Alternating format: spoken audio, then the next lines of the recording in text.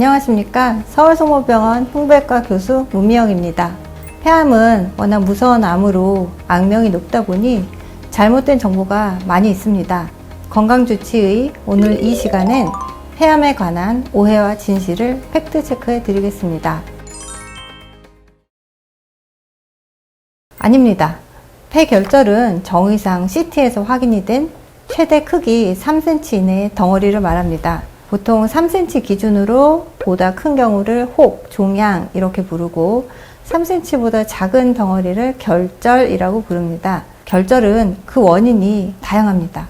과거 결핵을 앓았거나 현재 결핵을 앓고 있는 경우, 또는 기생충 같은 감염성 질환, 류마티스 등 자가면역 질환에서 발견되는 경우, 양성 폐종양, 그리고 악성, 지금 관심사가 되는 폐암이거나 그 전 단계 병변인 경우가 있습니다. 폐결절이란 건 단순히 CT에서 확인이 된 모양을 의미하는 것으로 특징에 따라 여러 가지로 나누어집니다.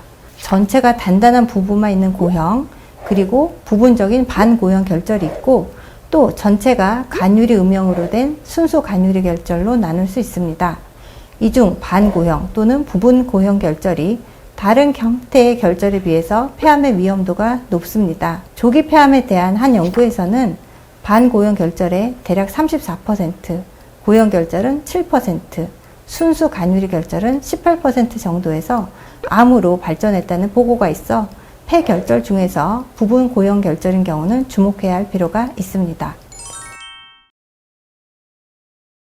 아닙니다. 고위험군을 대상으로 국가 폐암 검진 사업이 있고, 또 개인적으로 건강검진을 많이 하시면서 폐결절이 저설량 CT에서 의심되어 오시는 분들이 많습니다. 폐결절이 확인이 되면 환자의 특성, CT상 모형에 따라서 추적 관찰이 필요할지 바로 조직검사 같은 본격적인 암검사로 넘어갈지를 결정합니다. 일반적으로 비흡연자이면서 35세 미만 젊은 층에서 발견되는 폐결절은 악성일 확률이 낮지만 고령의 흡연력이 상당하고, 또 과거에는 없던 폐결절이 갑자기 발견된 경우에는 폐암일 가능성을 염두에 두고 검사를 해야 하겠습니다. 추적 검사는 보통 CT로 시행하는데 몇 개월 간격으로 할지, 어느 시점에서 조직 검사가 필요할지, 최종적으로 수술 같은 치료를 하게 될지를 결정하게 됩니다. 아니요, 그렇지 않습니다. 폐암은 대표적으로 증상이 없는 소리 없는 암입니다. 폐암에서 증상이 나타났다는 것은 암이 증상을 일으킬 만큼 이미 커졌다, 즉 수술이 불가능한 경우일 가능성이 높습니다. 암이 흉벽을 뚫고 들어가서 통증을 일으키거나, 또는 신경 주변을 압박해서 목소리 변화 등이 왔다면 이미 수술하기는 어려운 경우가 많습니다. 폐암은 상당히 진행이 된 상태에서도 애매한 증상들, 피곤하거나 체중이 줄어들거나 마른 기침 등 증상이 특이적이지 않기 때문에 폐암이 의심된다면 빨리 병원을 찾아서 검사를 받으셔야 합니다. 아니요, 절제한 폐는 재생되지 않습니다. 그렇지만 절제된 폐의 기능을 보상하기 위해 나머지 폐들의 기능이 좀 더 강화됩니다. 일반적으로 폐암에서 엽절제술을 시행했을 때 수술 전에 폐기능 검사를 해서 후에 이분이 일상생활이 가능할지 미리 충분히 염두에 두고 시작합니다. 어느 정도 폐를 절제하게 되면 당연히 수술 직후에는 폐의 볼륨이 감소하기 때문에 폐기능 감소, 이에 따른 호흡 곤란 등의 증상이 있을 수 있지만, 수술 전에 폐기능이 정상이었던 환자라면 이 답답함이나 약간의 호흡 곤란은 금방 극복할 수 있습니다.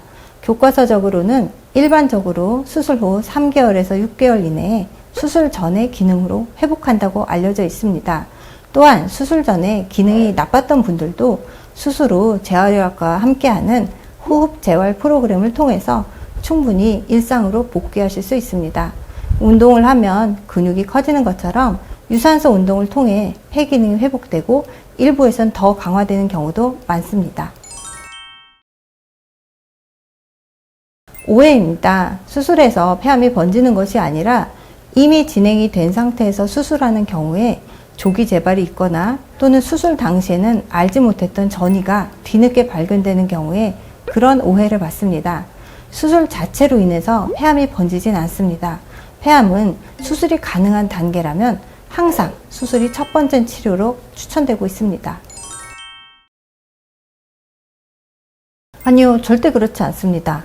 이 잘못된 정보로 어떻게 나온 이야기인지 정말 궁금합니다. 폐암과 직접적인 연관이 있고 우리가 통제할 수 있는 범위는 바로 흡연입니다.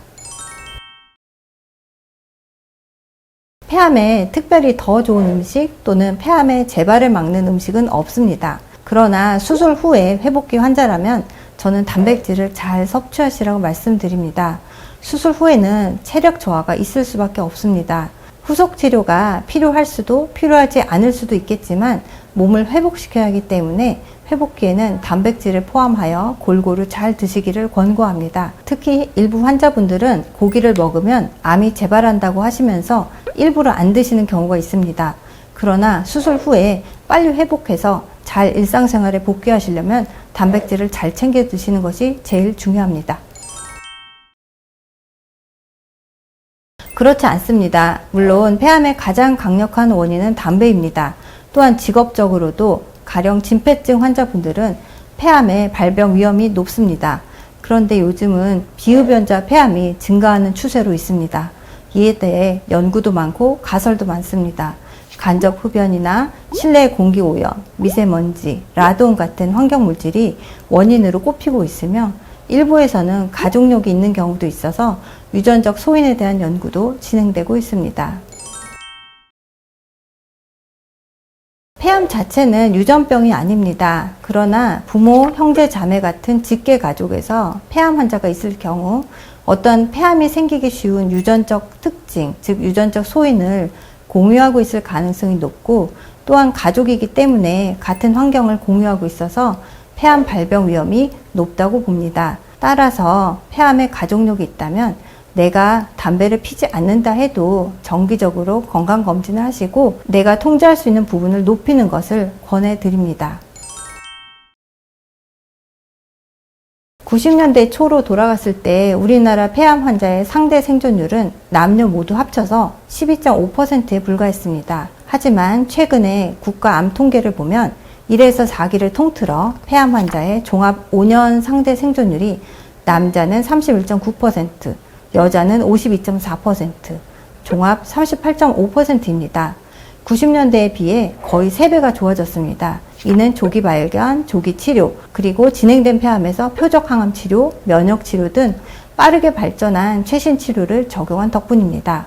저 또한 외래에서 5년 이상, 10년 이상 된 장기 환자분들을 많이 뵙고 있습니다. 물론 아직까지 어려운 질환임은 분명하지만 지금 같은 속도로 발전한다면 앞으로 폐암도 그렇게 생존율이 나쁘지 않다고 말할 날이 분명히 올 것이라 기대합니다. 환자 여러분 모두 희망을 가지시기 바랍니다. 폐암의 가장 큰 원인은 간접 흡연을 포함한 흡연입니다. 아직 담배를 피우신다면 금연을 다시 한번 강조드립니다. 폐암 치료에서 가장 중요한 것은 조기 진단이니 정기적인 저설량 CT 검사를 꼭 챙기시면 좋겠습니다. 지금까지 서울성모병원 심장혈관 흉부외과 문미영이었습니다. 오늘 제 강의가 여러분들께 도움이 되었기를 바랍니다. 감사합니다.